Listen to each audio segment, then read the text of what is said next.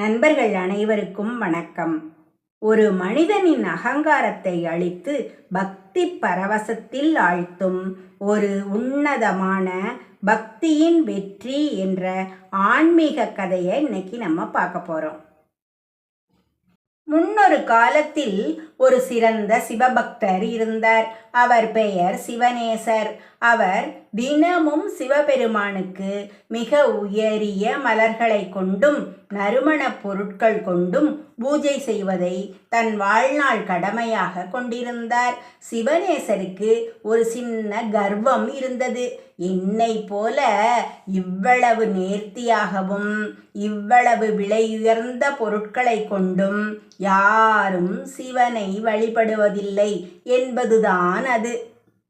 அதே ஊரில் சம்பந்தன் என்ற ஒரு ஏழை முதியவர் வாழ்ந்து வந்தார். அவருக்கு உணவிற்கே வழி இல்லை. இதில் சிவனுக்கு மலர்கள் வாங்கி எங்கே பூசிப்பது? ஆனால் அவர் ஒரு விசித்திரமான பக்தர். அவர் தினமும் ஒரு மரத்தடியில் அமர்ந்து கொண்டு கண்ணை மூடிக்கொள்வார். மனதிற்குள்ளேயே ஒரு பெரிய கோவிலை கட்டுவார். தங்கத் தூண்கள், வைர கற்கள் பதித்த கருவறை, நறுமணம் வீசும் நந்தவனம் என மணக்கண்ணால் பிரம்மாண்டமாக படைப்பார்.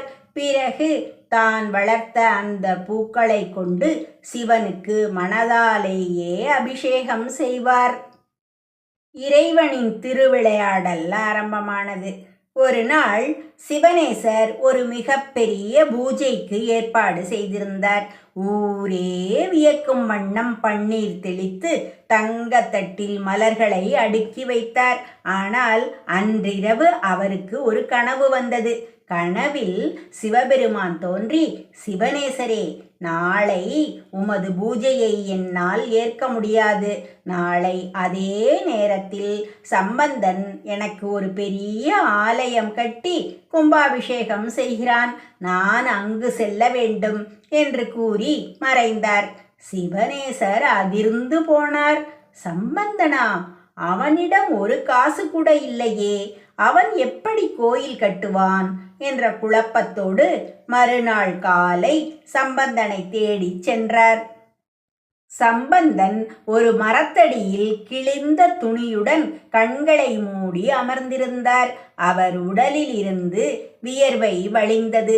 முகம் ஏதோ ஒரு பெரும் வேலையில் இருப்பது போல தீவிரமாக இருந்தது.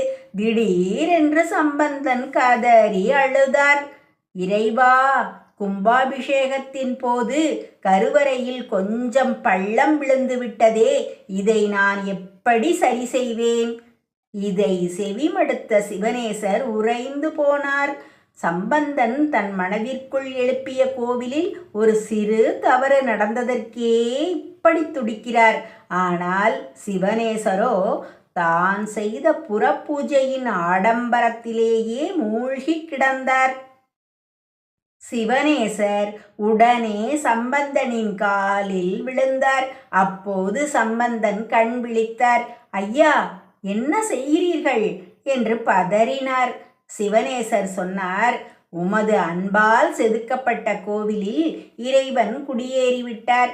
என் கர்வத்தால் செய்யப்பட்ட பூஜையில் வெறும் கற்கள் தான் மிஞ்சின.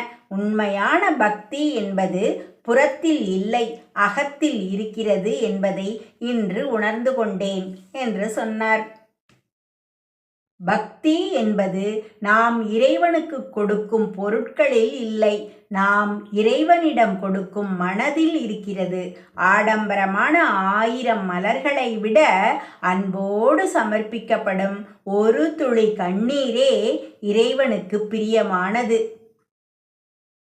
அன்பே சிவம், உள்ளம் பெருங்கோயில், ஊனுடம்பு ஆலயம்.